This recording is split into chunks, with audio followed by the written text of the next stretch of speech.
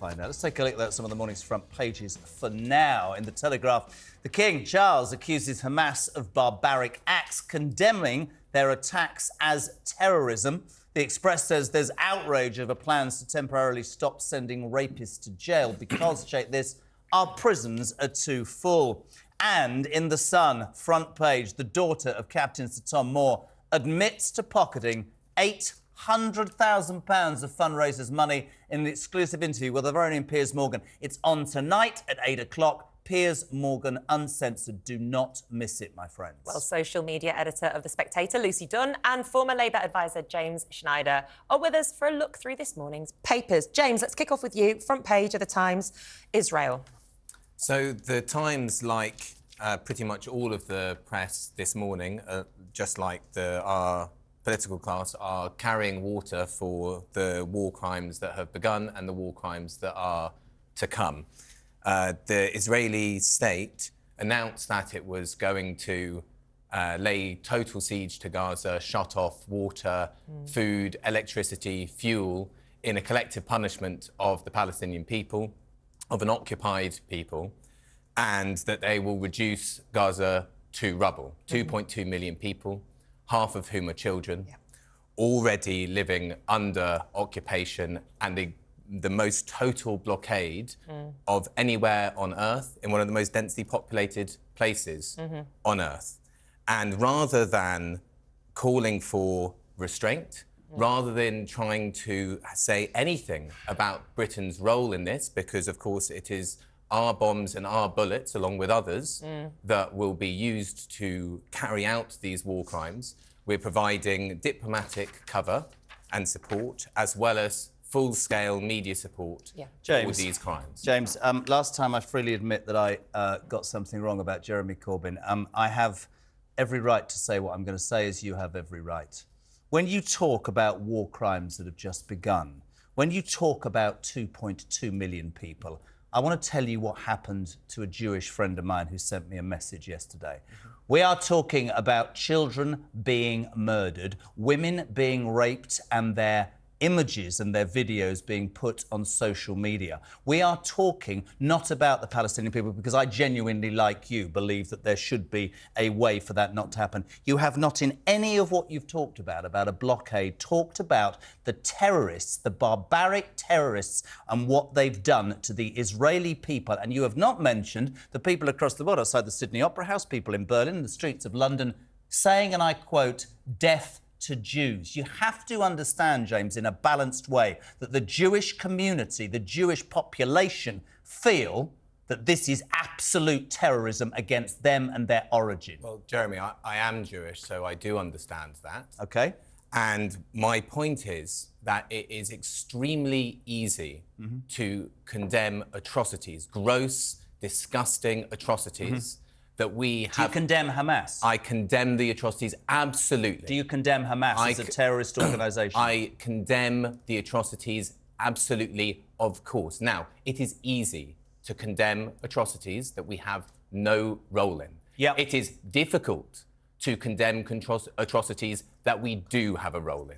And we do have a role in these war crimes, which is why I am bringing them up. I am sitting here in London. The British government is involved in not the crimes of Hamas, but yes, the crimes that are being committed now, as we speak, by the Israeli state against the Palestinian people in Gaza. Would you not call it? What would you say? The Deputy Mayor of Jerusalem was on at 6:15. She said that we left Gaza in 2005. This is not about the Palestinian people. This is about Hamas, a terrorist organisation. The Palestinian people are going to be suffering. There will be innocent civilians, as James said. Absolutely. 2 million people there. 50% of the population are children, Lucy. So when we talk of, you know, an invasion, they're ready to attack this ground invasion and airstrikes, etc., to cut off. They've already cut off electricity. There are hospitals there who are treating their sick and wounded that cannot simply be treated anymore. Does this feel like a proportionate response to the horrors that have happened, but ultimately civilians, innocent civilians, are going to die on a massive scale here? Well, as you said, hospitals are at capacity. They can't deal with the number of casualties that they're having to see in operating theatres, the amount of food and water and aid that usually comes into Gaza has been stopped. And I think the real horror that people are seeing with this just now is the amount of innocent people that are being caught up in this war. And there are the terrorist organisation Hamas has destroyed people's lives, and people in Gaza are waiting to really take the consequences of that back too. There's a lot of innocent people here caught up in these absolutely horrific war crimes. We've seen in Scotland, for example, the First Minister Hamza Yousaf has been talking about how his in-laws are in Gaza just now, a really terrifying situation, and there have been calls for a humanitarian corridor to be open so that people that are not militant groups, that are not fighting, can be let out. And there's a reason why many Palestinians are not in favour of the corridor for people to leave, because they feel that they will never be allowed back in. You know, 2/3 of the population of Gaza are refugees. How do you, with your views? Serious question, and I mean this in the nicest possible way. Jewish, you said you're Jewish. Yes. Your Jewish friends, and what do they think of you? I'm not actually not into imbalance, but a lot of the Jewish people that I know, James, are utterly appalled by this and call it ISIS-like genocide against them. James, I'm just wondering, from your point of view, as a Jewish man, how you feel about that. Well, I think that all people are of the same value. I think that if a Palestinian child dies, they're worth the same value as a Jewish child. And so on that basis, I utterly condemn the war crimes that are being committed against them in the same way. You know, all of the papers, we have the horror and the condemnation at the atrocities that we have seen, but very little about these other atrocities that we've seen. And my point, again, we are sitting here in the UK. We are not responsible in any way for the atrocities that were committed by Hamas, but we are connected to the atrocities that are now being carried out by the Israeli state against the Palestinians. Some would say retribution, have for many decades. I think Nick's question was right. Proportional response. It's how you see it. In the mail, Luce, what have you got? So the King Charles has condemned the barbaric acts of terrorism. But the Mail has focused on the BBC, and the royal family have come out very strongly against the terrors that have been committed by Hamas. But the BBC hasn't been able to call the Hamas group terrorists yet. This is causing a lot of contention, and we've seen Keir Starmer. He has criticised the BBC for this. We've seen Grant Shapps, who's also done the same. The BBC's guidelines are saying that they don't want the word terrorist to come up as being a barrier to the conversation. I find at this point, surely we're past that stage. But this is what they've always done. The BBC have never called any group a terrorist group. What they will do, however, is invite people on who will call Hamas terrorists. They will give that kind of balance. We don't need to do that. We can absolutely call Hamas a terrorist group. The BBC is beholden, Sky News, The Times. And they need they're to beholden listen to the noise in the room, though. Yes, but they've never done it. They didn't do it for the war, for the Second World War. They've not done it in 9/11. It has never happened. It's not as if this is the first time that they've refused to call anyone terrorist, is it, James?